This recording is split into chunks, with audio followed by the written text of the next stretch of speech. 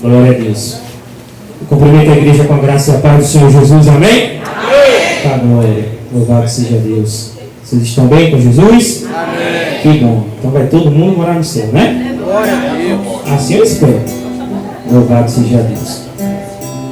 Irmãos, por gentileza, sem demoras, para não perder a unção que o culto já está direcionado, abra as vossas Bíblias no livro de 1 Reis, capítulo 19. É forte. 1 Reis, capítulo de número 19. Vamos fazer a leitura do versículo 1 até o versículo 5.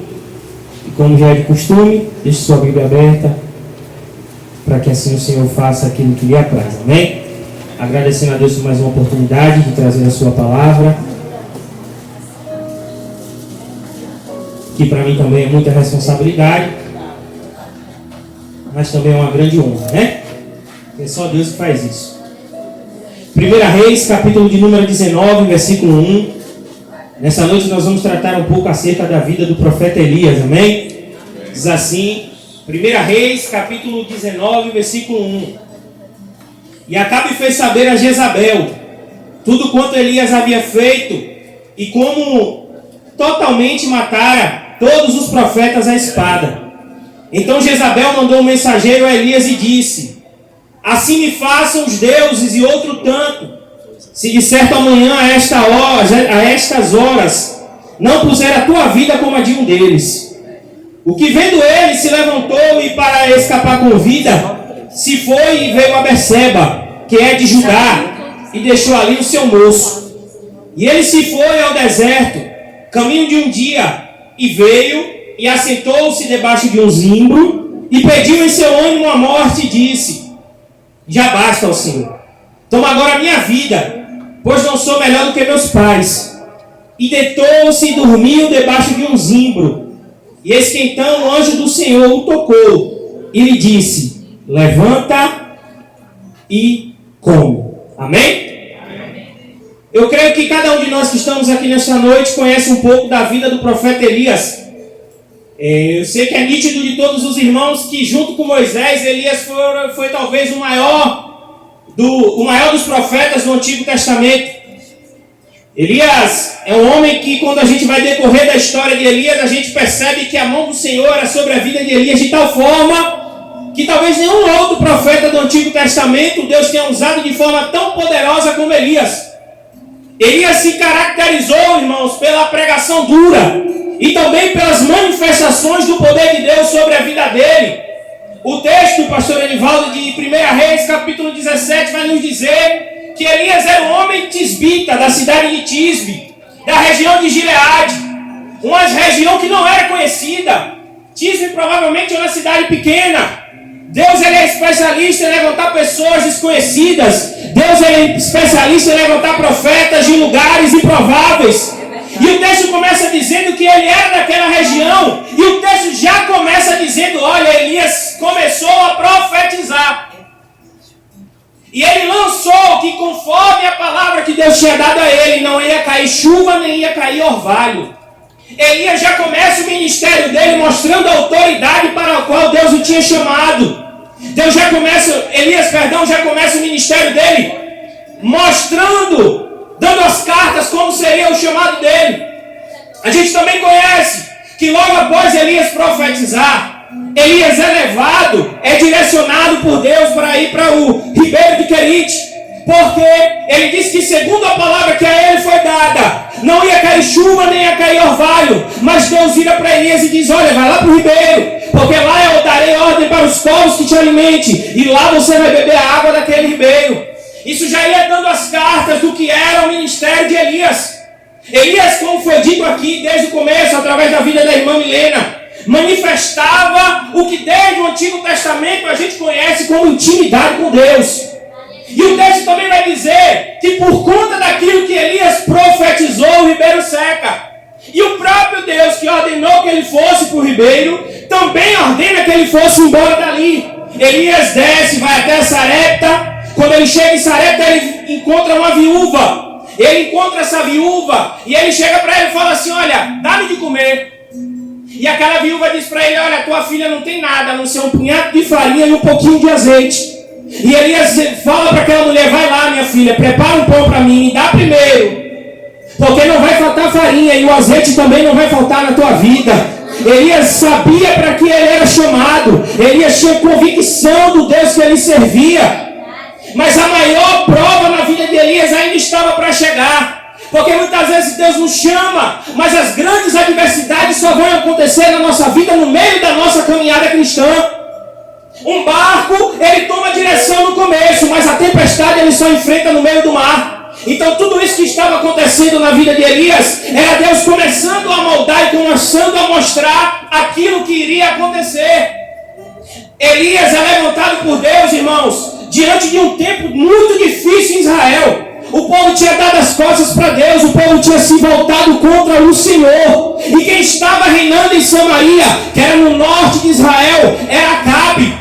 O texto vai dizer que Acabe se casou com mulheres idólatras, quebrando o pacto e a orientação que o Senhor tinha dado para ele.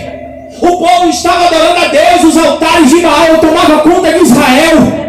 Onde você ia, você via altares de Baal, altares para Aserá. O povo estava sacrificando crianças. Verdadeiramente o povo tinha esquecido do culto ao Senhor. E é nesse contexto que Deus levanta Elias. Porque no meio de tempo difícil, Deus levanta homem e mulher corajosos. Porque no meio da dificuldade, no meio da idolatria, Deus levanta homens e mulheres corajosos. E se não tiver homens e mulheres de Deus corajosos, Deus levanta até os ímpios para pregar o Evangelho. Eu não sei se você viu. Ontem nessa festa mundana, uma cantora foi falar com o Ivete Sangalo de que Jesus estava voltando. Já que o crente não quer pregar, Deus levanta ímpio. Já que o crente que é cheio do Espírito Santo não quer pregar, até as pedras clamarão. É por isso que nessa noite Deus me trouxe aqui na autoridade dele para dizer: comece a ter responsabilidade com o ministério que Deus te deu. Aleluia! Glória a Deus! É difícil? Sim. Mas Ele está contigo. Vai ser difícil? Vai. Mas Ele vai estar com você todos os dias até a consumação dos séculos. Elias começa a pregar com autoridade. E aí Acabe começa a perguntar: quem é esse? Com que autoridade esse rapaz está pregando?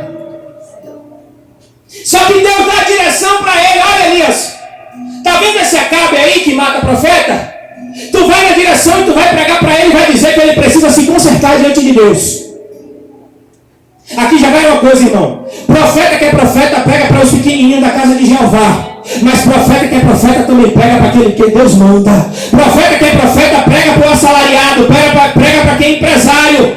E profeta que é profeta prega para quem é patrão também. A mensagem de Elias continuava a mesma. Elias estava falando: olha, é hora de se voltar para Deus. Não vai chover.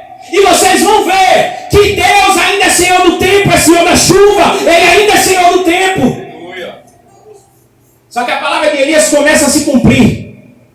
A chuva cessa em Israel. E quando Acabe, ele vai se encontrar com Elias, versículo 17 do capítulo 18, Acabe vira para ele e fala assim: é você o perturbador de Israel. Acabe estava todo desconcertado. Acabe estava idolatrando, descumpriu a lei do Senhor, mas quem estava errado era Elias. Já parou para pensar que o mundo não consegue receber uma exortação da parte de Deus? Procura de todas as formas uns erros na vida cristã, que tem muitos, para tentar justificar o que estava acontecendo. Dentro da nossa família também não é diferente. Quantas vezes nós chegamos nas reuniões, quantas vezes nós chegamos no nosso trabalho, e quando a gente chega, para tudo porque chegou o crentão, para tudo porque chegou o dono da verdade, como se o problema fosse nós. Isso é a responsabilidade daquele que tem o chamado. Quem tem chamado não é bem recebido em todo lugar. Quem tem chamado talvez não é recebido bem na família. Quem tem chamado carrega a responsabilidade da presença. Só que Elias, cheio da graça de Deus, desafia aquele povo. Ah, é? Já que eu sou o perturbador de Israel, vamos lá no Monte Carmelo. Vamos subir. Chama os profetas de Baal. E nós vamos até lá. E nós vamos oferecer sacrifício. E o Deus que responder com fogo vai ser o Senhor, vai ser o Deus dessa nação. Cadê a confiança no Deus que você serve? Cadê a autoridade que Deus te deu? Quando a ameaça bate na porta, quando os questionamentos batem na porta, cadê a autoridade e a confiança em Deus? Vamos lá, vamos sacrificar. E o Deus que responder com fogo vai ser o Senhor. Só que o texto diz que Elias vai até o Monte Carmelo. E ali era um local de adoração desde os tempos de Abraão. Só que quando Elias chega no Monte Carmelo, ele se depara com o altar do Senhor. E o texto diz que o altar estava quebrado. E a primeira atitude de Elias não foi preparar o bezerro. A primeira atitude de Elias não foi pegar a lenha. A primeira atitude de Elias foi restaurar o altar que estava quebrado. Sabe o que, pastor Tio? O fogo não desce enquanto o altar estiver quebrado. A presença não vem enquanto o altar dentro de nós não estiver consertado. Elias sabia. Imagine o profeta se deparando com aquela situação. Eu acho que naquele momento caiu a real em Elias. Meu Deus, olha o estado desse povo. E o mais triste é que ninguém estava preocupado com o altar que era feito de sacrifício.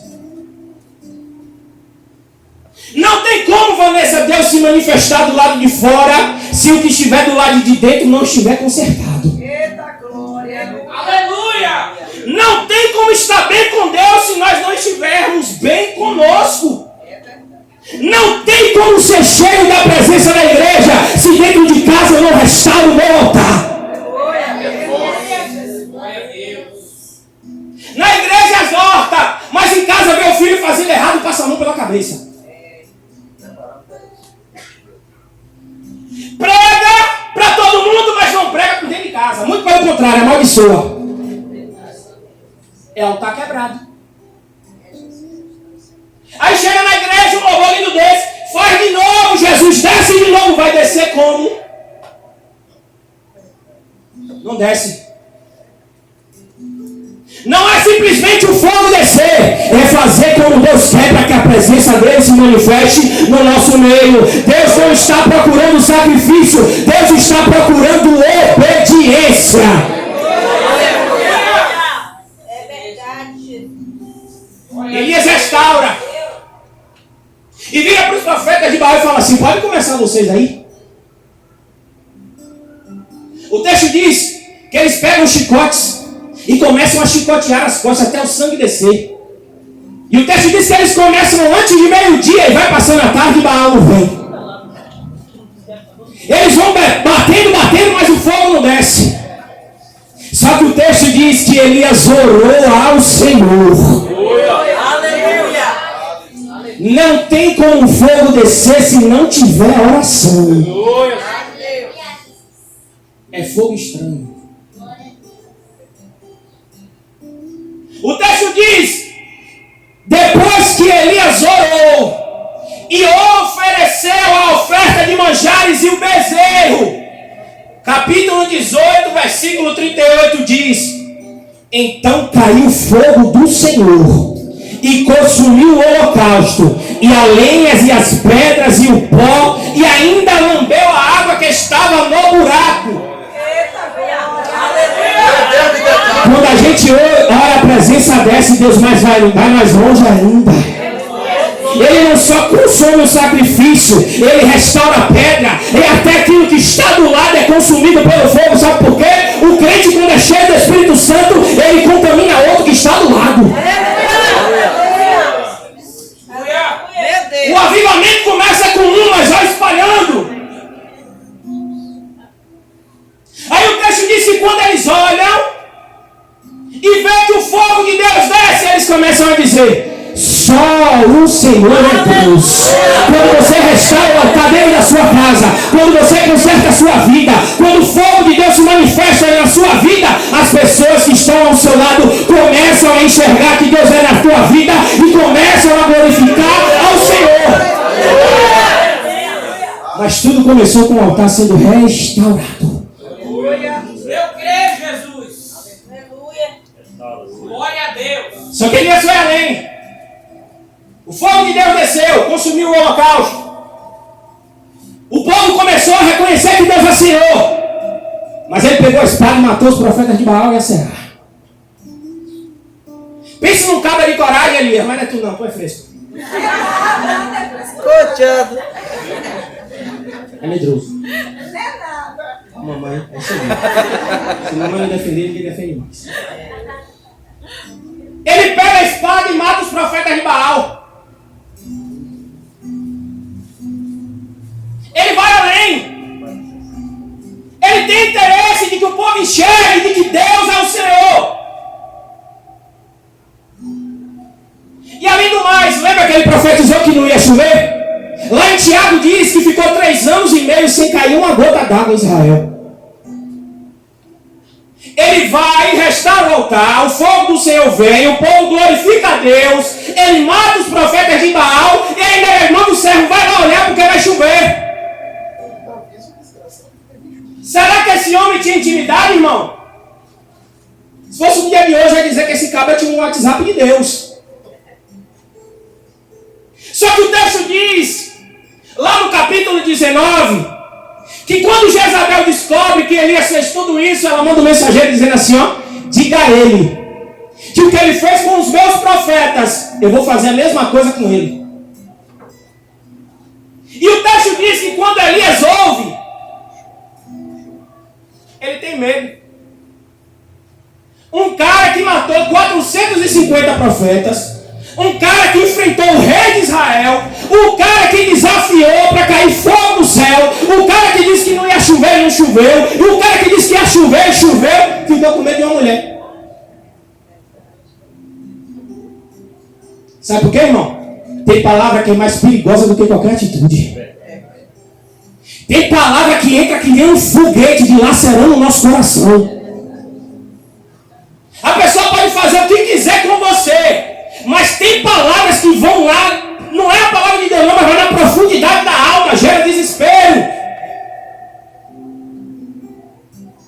A gente perde a confiança de quem é Deus. Gera inconsistência, gera medo, gera aflição. E quando eu li isso aqui, eu falei, rapaz, o cara viu o fogo descer do céu, o cara acabou de matar, e ele sentiu medo por causa da ameaça de uma mulher. Na última vez que eu tive a oportunidade de ministrar a palavra, eu disse aqui, que pior não são as águas que estão do lado de fora, é o que está do lado de dentro. As piores guerras não são o que a gente enfrenta que todo mundo vê. As piores batalhas são aquelas que nós enfrentamos e ninguém vê. Aleluia. E você sabe qual é o campo de batalha? A nossa mente. O diabo não quer o seu braço, irmão. Não, o diabo não quer o meu e o teu coração, não. Ele quer a nossa mente, porque se ele dominar a nossa mente, ele domina todo o nosso corpo. E o texto diz que Jezabel mandou um mensageiro, e quanta gente tem sido mensageiro de Satanás dentro da igreja. Eu vou falar.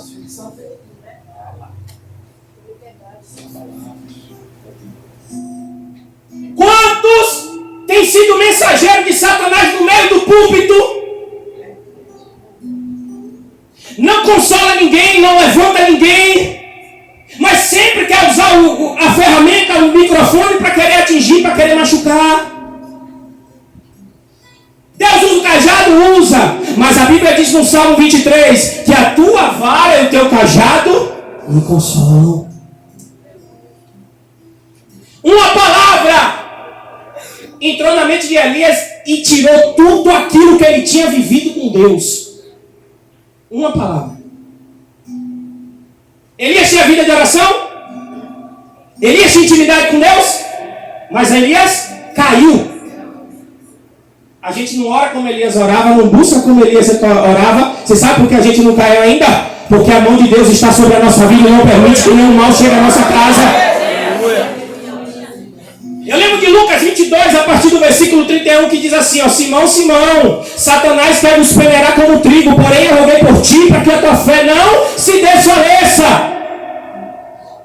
Tudo que Satanás quer, irmão, é destruir, é acabar com a gente.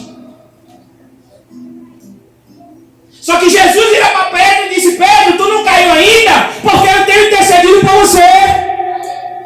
Você não está de pé porque você é bom.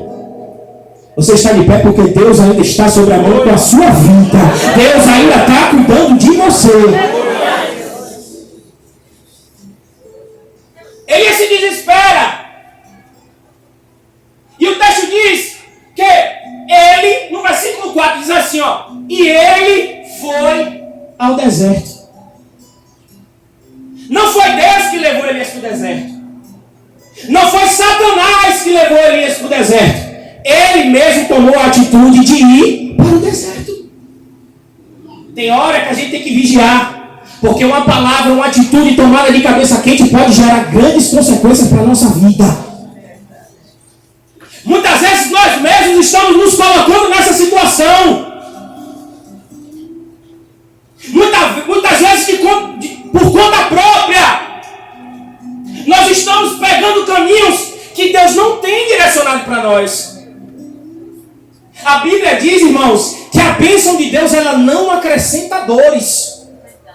Mas quando nós, irmão Tônia, resolvemos viver a vida que nós queremos, aí sim vai começar a ter dor. Provérbios 16:9 diz, o coração do homem considera o seu caminho, mas é o Senhor quem dirige os passos. Quando a gente resolve trilhar a vida para o nosso próprio caminho, irmão, nós vamos chorar. Mas se coloque no lugar de Elias. Imagine o peso daquele rapaz, orando pelo povo de Israel, enfrentando demônios, enfrentando Acabe, enfrentando profetas, irmão. Crente também cansa. Crente não é super-homem. Não é porque você é pastor, missionário, porque foi consagrado, porque tem o Espírito Santo, que tudo são flores. Jesus chama um rapaz. Vai, meu filho, vem e me segue. Perdão. O rapaz pede para seguir Jesus. Aí Jesus vira para o rapaz e fala assim, o filho do homem não tem onde reclinar a cabeça. Jesus também vai contar uma parábola. Qual o construtor que vai fazer uma obra, antes não senta e calcula o preço dessa obra? Quando você entender que existe uma responsabilidade naquilo que Deus entregou na nossa mão, a gente vai começar a valorizar ainda mais do óleo que foi derramado sobre a nossa cabeça. E aqui eu não falo de cargo eclesiástico, porque a unção não está no cargo. A unção está sobre a nossa cabeça. Unge a minha cabeça com óleo e o meu cálice transborda. A unção que Deus te deu não está no cargo que você ocupa, está na vida de oração que você leva. Ele mesmo resolveu seguir o caminho dele. Foi para onde? Para o deserto. Só que ele estava tão amargurado que ele não percebeu que ele estava caminhando para o deserto. O texto diz que ele vai para o deserto e ele chega e debaixo de um pé de zimbro e chega dentro de si e fala, Senhor, eu quero morrer. Quantas vezes diante de uma aprovação a gente não quis regredir? Quantas vezes, pastor Tio, diante de uma palavra a gente não quis voltar atrás? Quantas vezes uma só pessoa lançou uma palavra sobre a nossa vida e a gente começa a questionar se verdadeiramente Deus nos chamou? Isso não acontece só com a gente. A Bíblia diz lá em Números que o povo se levanta contra Moisés, Arão e Miriam. Só que nesse determinado momento que eu quero falar, o povo se levanta contra Arão. Moisés vai orar a Deus, aí Deus diz, olha, vai lá, pega uma vara de cada tribo vai pegar uma vara e a gente vai colocar dentro do tabernáculo. E a vara que florescer, essa vai ser a confirmação do meu chamado da vida. O texto diz que Arão vai lá, pega lá, representando a vara da tribo de Levi, coloca dentro do tabernáculo. Passa alguns dias, ou um dia, não me lembro agora, não me recordo. Quando ele vai entrar no tabernáculo, o texto diz que a vara de Arão floresceu. E desde aquele momento o povo não duvidou mais de que Deus tinha chamado Arão. Sabe por que o povo duvidou do chamado de Arão? Porque Arão era irmão de Moisés. Aí acharam que Deus tinha levantado ele por conta da coligação que tinha. Mas quem chamou foi o Senhor, igreja. E foi por isso que a vara de Arão floresceu. O texto diz que ele vai, pede para Deus matar. E aí o texto diz que ele deita e dorme. Só que quando ele deita e dorme, o anjo aparece para ele e diz: ei, levanta e come. Deus poderia lançar uma palavra sobre Elias: olha, Elias, levanta daí, não lugar aí. Só que primeiro Deus cuidou da necessidade de Elias. Deus é um Deus que cuida do espiritual? É. Mas Deus também é um Deus que cuida das nossas necessidades. Deus não é só porrada não, irmão. Deus não é só cacetada não. Deus não é só mover, não é só poder, não é só fogo, não é só vento, não é só profecia. Não, não, não. Deus também é cuidado. Aleluia. E o cuidado que Deus deu aqui foi cuidado carnal. Enche a barriguinha, meu filho, vá. Olha que coisa boa. Se fosse um dia de hoje, bora ali no galchão comer um hambúrguer artesanal, 2 carnes. Uma pizza. Portuguesa, com certeza. Levanta e come, Elias. Também. Aí o texto diz no versículo 6 que ele olha, irmão, que banquete é esse? Na cabeceira, ou seja, do lado onde ele estava dormindo, tinha pão cozido sobre as brasas. Parece cardápio de restaurante chique, viu? Ó? Pão cozido sobre as brasas e uma botija de água. É a mesma coisa que você chega no restaurante e diz assim, ó: flocos de milho ao vapor com entranhas bovinas. Quem sabe o que é isso? Cuscuz com tripa. Aprenda, flocos de milho ao vapor com entranhas bovinas, também conhecido como cuscuz com tripa. Vocês gostam da Maria? Então, irmão, Deus preparou maná para Elias. Aí o texto diz que ele comeu, bebeu e foi dormir. Está parecendo a redinha de domingo, só faz isso mesmo. Aí o texto diz que o anjo vai lá de novo. Fala: rapaz, esse cabo está com sono. Eu tenho que ir lá dar uma chacoalhada nele. Aí o texto diz que o anjo do Senhor vai ter ele pela segunda vez. Tocou nele de novo: acorda, Elias. Acorda, Elias. Levanta-te, come, porque longa é a tua. Primeiro Deus cuidou das coisas da carne, deu um afagozinho nele. Só que depois Deus já começou a: ei, ó, levanta, come e começa a caminhar. Só que o texto fala assim que o anjo foi lá e lembrei de Pedro. Não é isso aqui não. Pedro está lá na prisão. Herodes já tinha matado Tiago. Também naquele ali não. Senão ele não estava aqui. Aí no outro dia Pedrão ia morrer. Aí tinham 16 soldados tomando conta de Pedro. Aí o texto diz que o anjo foi lá e visitou ele. Só que o texto diz assim, ó: e teve um clarão, uma manifestada luz do anjo naquele lugar, só que Pedro não acordou. Aí o anjo vai lá e: Pedro, levanta, começa a caminhar, Pedro, vai, se cinge, coloca a roupa, porque o projeto de Deus ainda está em pé na sua vida. Toda vez que eu e você pensar em desistir, Deus vai levantar o anjo. Isso se ele não descer do céu, isso se ele não mandar a presença do Espírito Santo para nos fortalecer e para nos colocar de pé. Salmos 37:4: o anjo do Senhor acampa ao redor daqueles que os temem e os livra. Salmo 91: porque ele dará ordem aos teus anjos ao teu respeito. Toda vez, irmão, irmão, que a gente pensa em desistir, Deus entra com providência. Glória. Aí o texto diz, irmão, que depois de comer, ele levantou e comeu de novo. Só que aí o texto diz, e com a força daquela comida ele caminhou 40 dias. Irmão, eu quero saber que mocofato é esse que o cara comeu e andou 40 dias. Eu quero saber que feijoada foi essa. As outras 2 vezes que ele comeu do pão, foi do pão da terra. Só que esse pão que fez ele caminhar 40 dias, foi do pão que desceu do céu. Aleluia. Jesus disse, olha, vocês comeram do maná e morreram. Mas aquele que comer do pão que eu der, esse vai ter a vida eterna. Quem se alimenta de Deus tem força para vencer as batalhas. Quem se alimenta da palavra consegue ficar de pé no meio da caminhada. Aquele pão não foi pão da terra, foi pão que desceu do céu, irmão. E aqui está a receita da nossa vitória. A gente só vai conseguir vencer as nossas batalhas se a gente começar a se alimentar do que vem de Deus. Não tem jeito, irmão. Não tem jeito.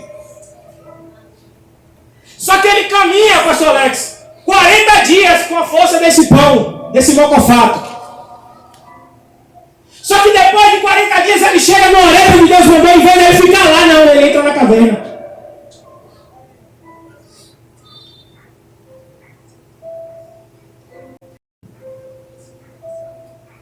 Para mostrar para mim e para você que a gente precisa de constância.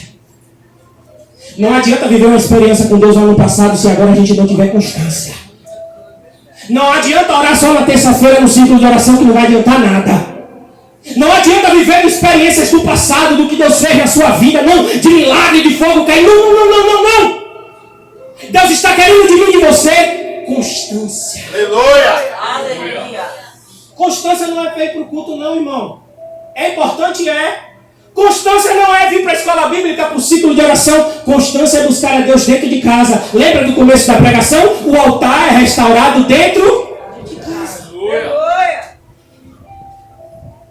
Tem muitos pais que criam seus filhos e infelizmente quando seus filhos ganham a maioridade, eles se desviam do Senhor. Aí tem pais que dizem assim, mas eu levava meu filho para a igreja todo dia. Mas dentro de casa seu filho não via você orar nem ler a Bíblia. E aí agora você começa a buscar por um milagre porque você não fez um exemplo que Deus mandou você fazer dentro de casa. Seu filho só conhece a Bíblia através da escolinha ou através do culto.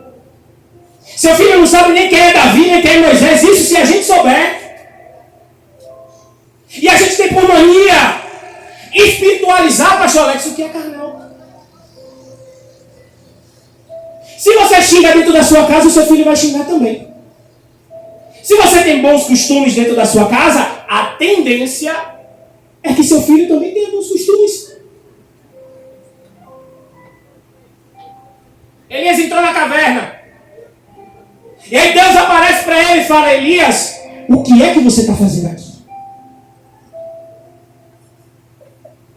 Porque Deus sabe, irmão, que no estado que eu e algumas pessoas que estão aqui estão, perdão da redundância, não é para ficar. Deus não está satisfeito com as nossas posturas diante dele. O cristão foi chamado para crescer e evoluir até encontrar a estatura de varão perfeito. E ser varão perfeito é ser semelhante a Cristo. O crente é um aluno que nunca se forma e nunca sai da escola.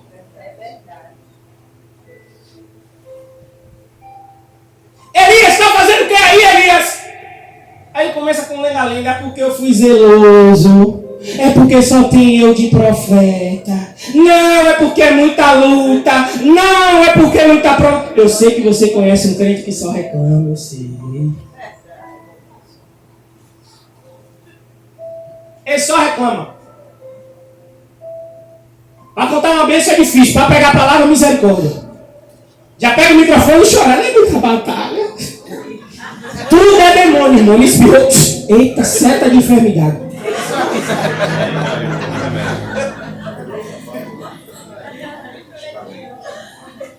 Irmão, quando tu vê o crente que vê demônio em tudo, abre o teu olho. É verdade. Tem caroço nesse angu. Queima não pra não matar. Mas o bicho manda tocar fogo nos olhos, eu não posso mandar queimar. Deus vira pra ele, irmão, no 11. Elias, sai, Elias, daí. Ele tá lá dentro, não é que é com tu não. Sai pra fora e põe-te de pé. Perante a face de Deus, irmão. Deus não fala com quem é prostrado.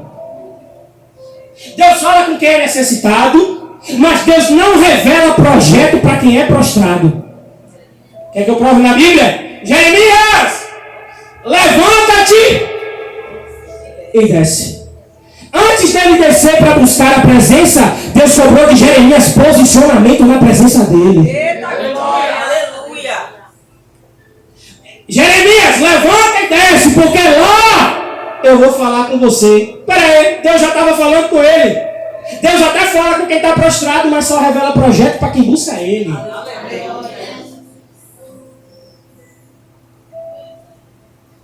Josué, Moisés morreu. Josué está lá, só se lamentando, se lamentando, se lamentando, se lamentando. Josué capítulo 1, Deus aparece para ele e fala assim: Josué, meu servo Moisés é morto. Agora eu te digo, levanta-te e põe de pé. Porque assim como eu fui com Moisés, eu vou ser contigo. Deus está falando para Josué: olha Josué, tu pode até chorar porque Moisés morreu, mas se prepara porque foi você que eu escolhi para botar no lugar dele. Deus até entende a nossa providência, Deus até entende o que nós estamos passando, mas chega uma hora que Deus quer dar um basta nisso. Nesse chororô, nessa churumela. Meu Deus. Vai ficar chorando a vida toda porque morreu? Vai ficar chorando a vida toda porque aconteceu uma coisa? Não estou dizendo que você vai esquecer. Não estou dizendo que não vai parar de doer. Mas Deus ainda tem muita coisa para fazer na sua vida. Aí o texto diz que passava o Senhor por um grande e forte vento que fendia os montes e quebrava as pedras. Porém o Senhor não estava no vento. Irmão, pense num vento que quebra a pedra. Será que foi um vento poderoso? Dá uma chuvinha aqui de verão, arranca as telhas, tudo aí das caras. Imagina pedra. Só que o texto diz que o Senhor não estava no vento. Foi ele que mandou? Foi. Mas Deus não estava nele. O texto diz que veio o terremoto, mas também o Senhor não estava no terremoto. E agora eu peço que você leia o versículo 12. E depois do terremoto, um fogo. Porém o Senhor também não estava no fogo. E depois do fogo, uma voz mansa e delicada. Deixa eu falar uma coisa para você. Deus até quer encher o meu e teu coração com fogo. Mas Ele quer muito mais que a gente venha ouvir a voz dEle. Aleluia. Ser cheio do Espírito Santo é bom. Só que melhor ainda é ouvir a voz dEle falando no nosso ouvido. Deus não estava querendo aparecer para Elias, mostrando poder. Sabe por quê? Poder Elias já conhecia. Ele tinha visto fogo lá no Monte Carmelo. Ele já tinha experiência com fogo. Só que o que Deus queria falar com ele era na voz mansa e suave. Antes de Deus te usar para qualquer outra pessoa, primeiro Ele vai falar com você, para você primeiro se consertar, para depois você ser canal de bênção para consertar os outros. Simples assim. Deus está querendo intimidade. Foi dito aqui desde o começo do culto através da boca da irmã Milena. Deus até quer usar crente no fogo. Deus até quer dom espiritual. Mas Deus quer intimidade, igreja. Elias viu aquilo tudo, mas na hora da aprovação ele não ficou de pé. Bem-aventurado é o homem que ouve as minhas palavras e as pratica. Aquele que ouve as minhas palavras e não as pratica se assemelha ao homem que edificou a sua casa sobre. Está no culto todo dia, mas não aprende nada. 15 anos de cristão, mas ainda não aprendeu nada. Precisa ficar indo de igreja em igreja atrás de revelação para alimentar o ego. Porque não acredita que a palavra de Deus é a revelação de Deus para a nossa vida. Não se alimenta da palavra. Quando abre é no culto. E olhe lá. Eu já vi várias pessoas, rapaz, os irmãos católicos pegam lá a Bíblia, bota no Salmo 23, aberto lá na casa dele, aí bota o texto no meio, aí fica a Bíblia lá aberta um tempão. Tem crente que nem isso faz. Eu não vou falar do latim, não. Que tem crente que abre a Bíblia e espirra. Ratinho, vixe! Sinusite não é poeira. Tu não abre a Bíblia em casa, vixe de poeira.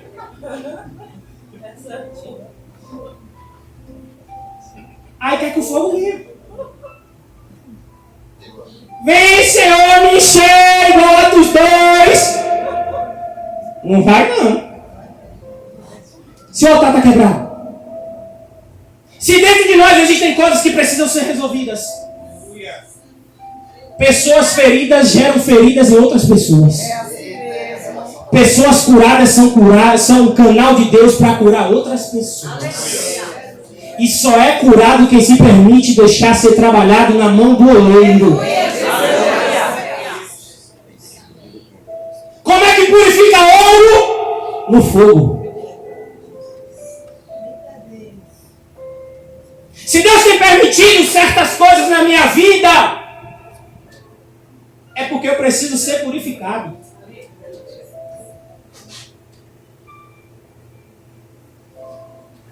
Mas se eu não deixo Ele me purificar, eu nunca vou estar pronto. Deus até dá vitória, irmão. Deus dá vitória porque Ele é bom. Só que hoje em dia a gente tem focado tanto nas coisas dessa terra que tem esquecido das coisas de Deus há muito tempo.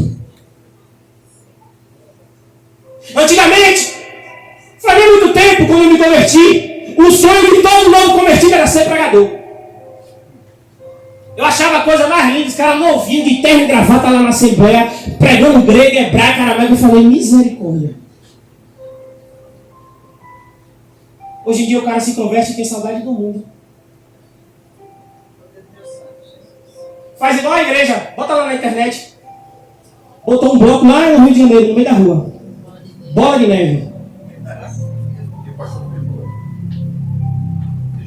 Saudade do mundo, irmão. Sabe por quê? Não está alicerçado na palavra. Não tem profundidade. Crente sem raiz. Crente que não medita na palavra não tem raiz. Crente que não ora não tem raiz. A Bíblia vai falar do joio e do trigo. A diferença do joio e do trigo é que o trigo tem semente e dá fruto. E a raiz é um pouquinho maior do que o joio. O vento de Israel é muito forte. Quando o vento vem forte, o trigo está assim, ele vai trinando, vai trinando, vai trinando, vai trinando, vai trinando, vai trinando. Mas quando o vento passa, ele volta para o lugar. Mas o trigo, o joio, quando o vento bate, é jogado para tudo que é lado. Elias era trigo, mas agiu como joio. Na primeira mensagem que ela deu, desesperou. Deus disse, Elias, o que é que você está fazendo aí? Deus fala com ele através da voz mansa e delicada. A Bíblia diz que Jesus nos relata que enviaria um outro Consolador, que nos faria lembrar de todas as palavras que ele tinha dito. Aí o texto diz que quando Elias ouve a voz do Senhor, versículo 13, pastor, coloca aí por favor. Sucedeu que ouvindo Elias, envolveu no seu rosto a sua capa. Sabe o que significa colocar no rosto a sua capa? Ele sentiu vergonha. Ele se arrependeu. E quantos de nós estamos vivendo dentro da igreja e não estamos sentindo vergonha do nosso pecado? Já não chora mais. Já nem liga mais, já vive a vida no automático. E quando Elias ouviu a voz de Deus, ele se envergonhou. Lá em Lucas, texto diz que Jesus está indo em direção a Jerusalém. Está Jesus e os discípulos. Aí o texto diz que Jesus começa a chorar pelo estado que Jerusalém estava. E Jesus diz: Jerusalém, Jerusalém, que mata os seus profetas. Eu quis vos ajuntar assim como a galinha junta os seus pintinhos. Não me responda. Jesus olha para a tua vida hoje. Ele se alegra ou se entristece?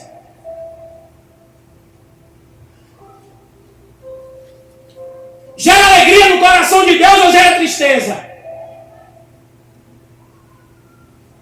A gente já não chora mais por conta dos pecados. Já não se prega mais sobre o pecado. Hoje é só vitória, vitória, vitória, vitória. Tome, receba, tome, receba. Jesus vai dar, Jesus vai fazer. Calma. Como é que Jesus vai fazer se não restaurar o altar? Ele coloca a capa, sai. E quando ele sai, Deus fala de novo: Elias, o que é que você está fazendo aqui? Eu não sei se foi Maria ou se foi Milena, que disse que é melhor ficar onde Deus chamou. É melhor ficar onde Deus mandou. Quinta-feira, a irmã Suzane disse aqui que Abraão, Isaac e Jacó obedeceram a promessa e ouviram a voz de Deus. Deus apareceu para Isaac e falou: Isaac, não vai para o Egito não, fica aqui. E Deus prosperou Isaac onde ele ficou. Atos capítulo 1, o texto diz: olha, ficar em Jerusalém, até que do alto serás revestido de poder, irmão.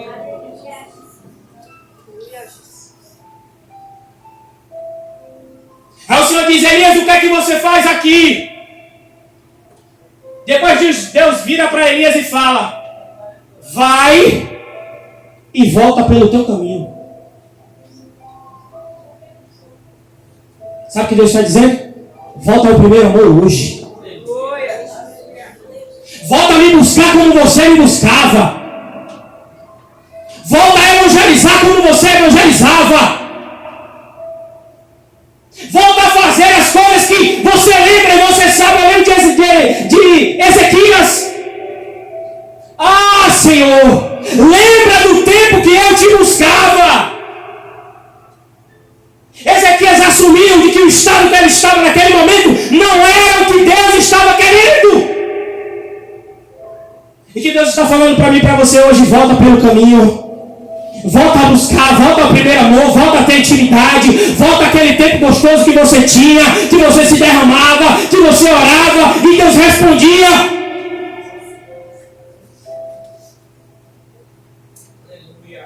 Volta pelo teu caminho. Sabe quem é o caminho? É Jesus. A Bíblia diz: olhai para o autor consumador da vossa fé. É a hora da igreja voltar a orar e olhar para Jesus. Não importa quem vai pregar, não importa o tempo. É a hora da igreja começar a voltar os olhos para Jesus. Volta a fazer o que você fazia, se as obras eram boas. Se não for, começa a entrar pela porta. Deus disse: vai, Elias, volta para o seu caminho, para o deserto de Damasco. Ei, deserto só é bom quando Deus é quem manda ele, irmão.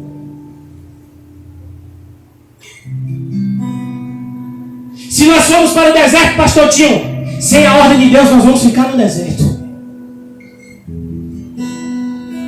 Muitos começam bem.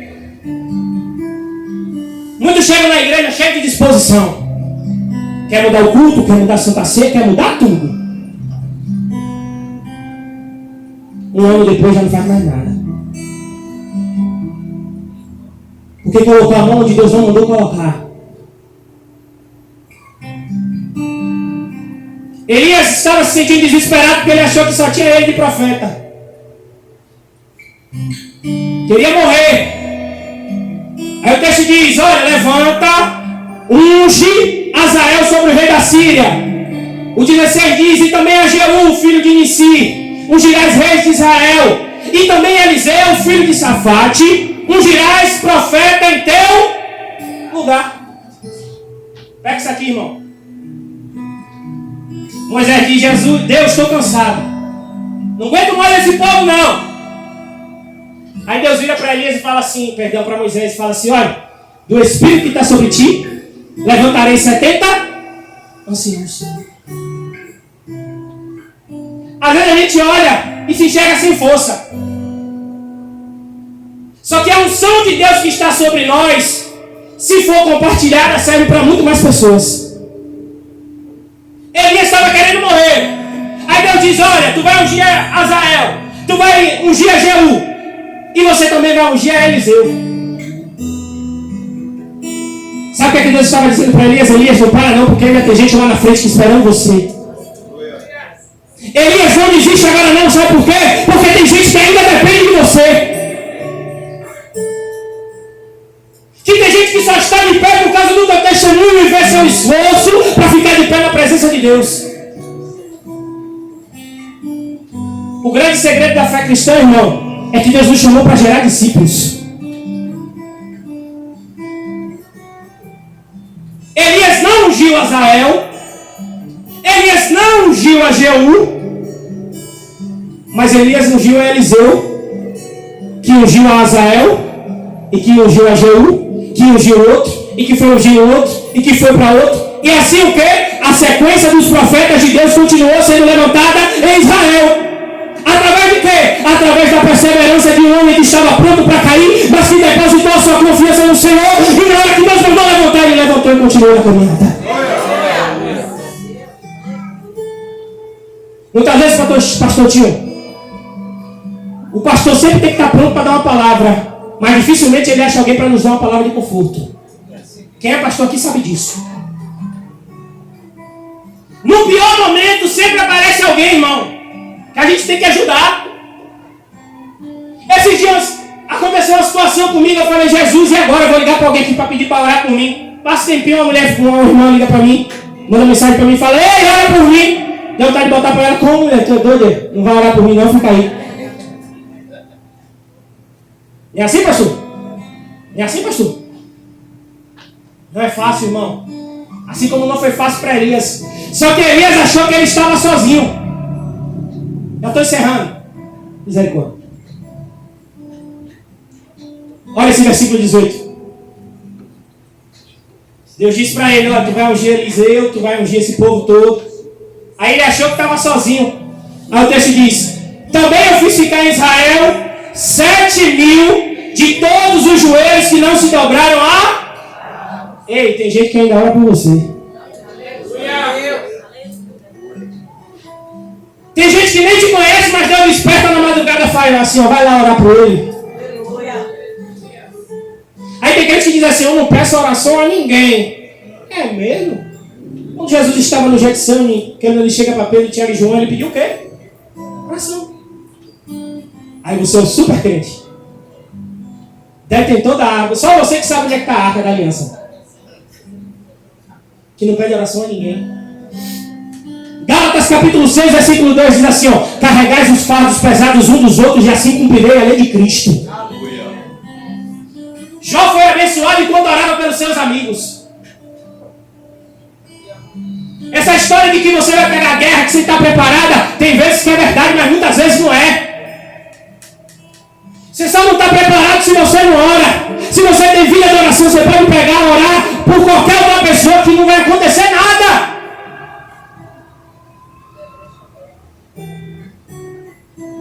Mas tudo isso aconteceu, irmão, só para mostrar uma coisa para Elias. E aí eu peço que vocês coloquem de pé. Pastor, coloca, por favor, 18:46, por favor.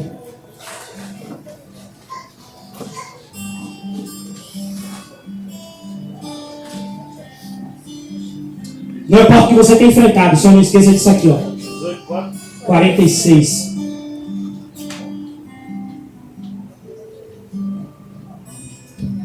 E a mão do Senhor estava sobre Elias, o qual cingiu os lombos e veio correndo perante até Acabe até a entrada de Israel. Sabe por que ele não desistiu? Porque a mão do Senhor é sobre ele. Sabe por que você não desistiu? Porque a mão do Senhor é sobre a tua vida. E sabe por quê? É hora de levantar levantar e fazer o que Deus mandou? Porque Ele já cingiu os teus lombos, Ele já te preparou, Ele já te capacitou, Ele já derramou da presença dEle na sua vida, rapaz. A gente pode até pensar em desistir, mas não tem tempo, Val. Eu costumo dizer que a gente não presta nem mais para desviar. Irmão, a gente não presta mais para o mundo, não, acabou. A gente já passou tanta coisa que se voltar agora, eu falo, rapaz, esse aí é o porco que voltou a comer a larva.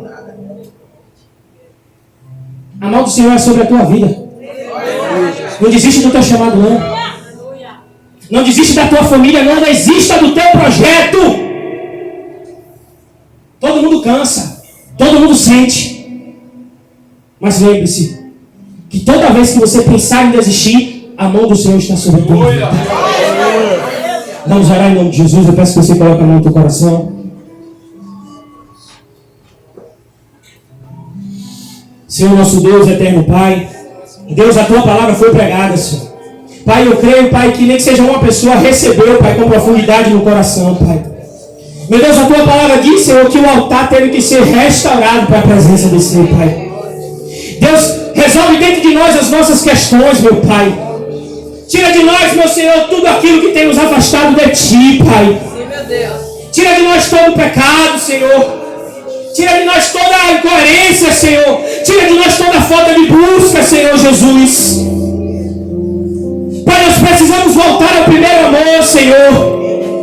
Pai, a tua palavra diz, olha, lembra onde foi que você caiu. Lembra onde foi que tu perdeu a confiança. Lembra onde foi que você deixou de confiar. Lembra onde foi que você deixou de viver as experiências com Deus? E hoje a experiência que nós temos é só lembrar do passado. Hoje apareceu para Elias e disse, ei, levanta, come, porque longa é a tua caminhada.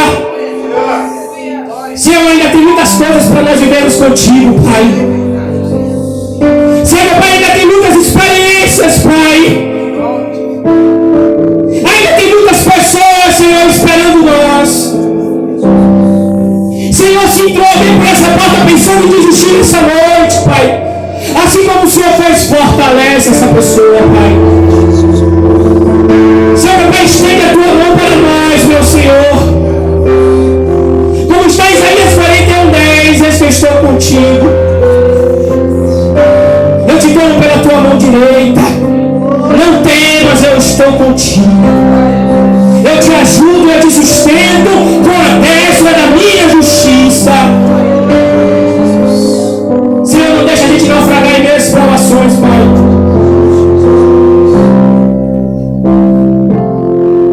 Vai cantar, Tiago.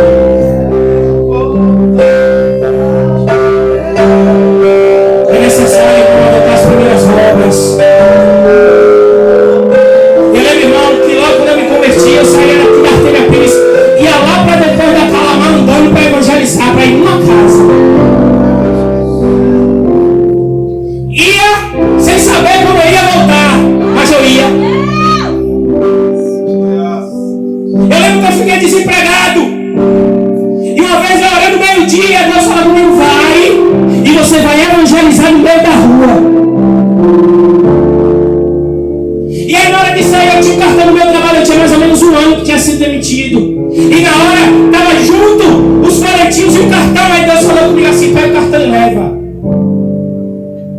E aí eu fui evangelizando, irmão, eu lembro até hoje, eu tinha R$20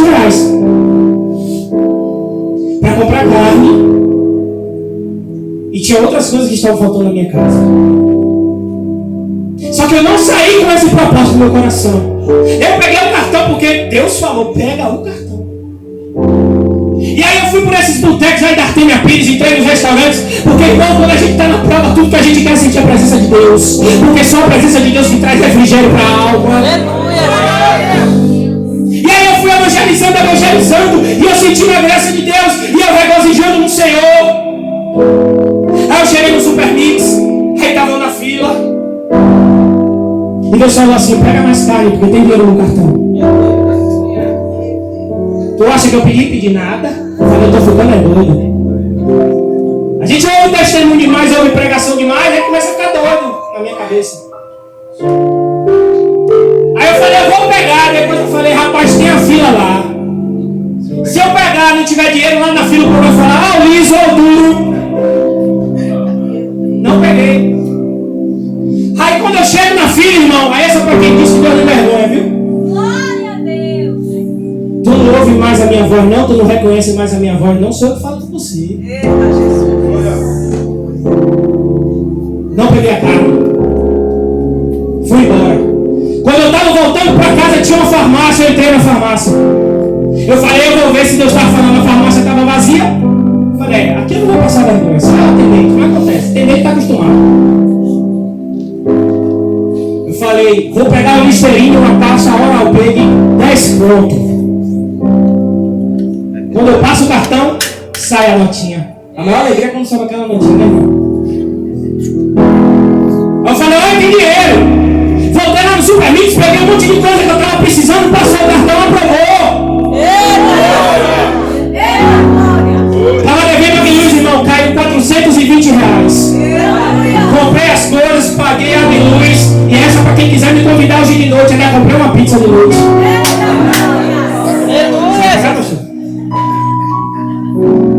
Deixou a deixa, viu? Elias, não estou no monte. Perdão, não estou no vento, não estou no terremoto, estou onde minha voz. Contei uma bênção, vou contar um aperto. Um grande amigo meu me falou em novembro uma coisa que me feriu bastante. Só que ele disse que não, mas ele infelizmente está afastado. E aí ele me feriu, me machucou, doeu. E eu também disse umas duas para ele, não fui santinho não, mas ele pegou mais pesado. É sempre assim, né? A culpa sempre é do outro. Aí, tem 15 dias, de sábado para domingo, acordei 2h pouca da manhã, vira para um lado, vira para o outro, vira para um lado, vira para o outro. Não durmo, falei, já sei o que é agora. Aí orando, derriando Jesus e não sei o que, meu trabalho, minha casa, minha família, demônio, não sei o que. Quando eu calei a boca, Deus falou, amanhã tu vai pegar o telefone, vai ligar para ele e vai pedir perdão. Aí eu falei, amanhã de manhã, a primeira coisa que eu vou fazer é pegar o telefone e ligar. Tu ligou? Morreu moderno. Quando é domingo, irmão, chega um irmão que conhece nós dois, chega lá em casa e pergunta, cadê Carlos? Eu falei, rapaz, Carlos fez alguma coisa? Aí, irmão, é isso que eu digo crente, viu? Crente tem que ter autoridade e tem que ser ousado. Ele na minha casa virou, é você que tem que ligar para ele. Porque quem conhece o evangelho é você, não é ele. Ninguém sabia do que eu tinha orado, irmão. Na hora que ele falou isso, chega, como diz os antigos, meu coração desceu pro pé. Eu falei, eu vou ligar mais tarde. Eu liguei? Não. Isso foi domingo. Quando era segunda, eu vou ligar segunda. Liguei? Não. Terça-feira? Não. Quarta-feira eu vou no Atacarejo. Atacarejo, eu pensei assim, rapaz, já pensou em botar Carlos aqui? Porque ele só faz compra lá. Irmão, tá eu dobrando as esquinas assim, na parte da comida, é claro. Quando eu virei, com quem me bate de frente? Carlos. Meu Deus. Aí na hora eu pensei, rapaz, pelo telefone era mais fácil eu pedir perdão. Mas é assim que Deus faz. Te machucaram, pede perdão. Ah, mas eu tô certo. Mateus 6,14. Aquele que não perdoa ao seu irmão, o seu Pai que está no céu não perdoará os vossos pecados.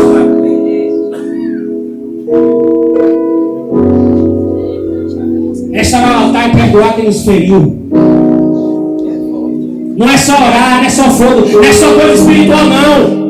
Perdoar é a coisa mais difícil que tem, sabe por quê? Porque é a única coisa que o Espírito Santo de Deus não faz por nós. Ele coloca você na porta da casa, mas a atitude de bater na porta e pedir perdão é tua. É por isso que é difícil. Aleluia! Mas hoje é noite da gente restaurar o nosso altar.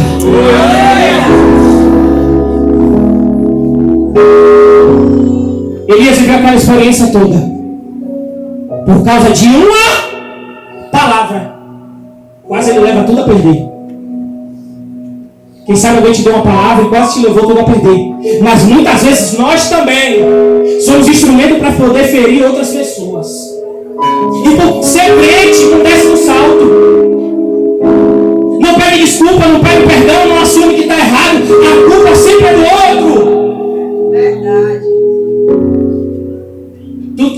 quer isso, irmão. Satanás não quer botar barreira para te pedir de alcançar a vitória, não. Satanás coloca a barreira, sabe por quê? Para poder atingir a sua mente e querer parar a tua caminhada. Mas Deus não vai permitir isso. Deus não vai permitir que isso aconteça na nossa vida. E se já aconteceu, hoje você vai sair daqui ciente de que a gente precisa deixar o nosso altar. Se aconteceu com Elias, que era homem de Deus, imagine comigo e com você. Mas graças a Deus que Deus tem guardado a gente, Deus. E é por isso que a gente ainda não caiu e não vai cair. Porque nenhum mal sucederá, nem praga alguma chegará a tua vida. Amém? Eu agradeço a minha oportunidade em nome de Jesus.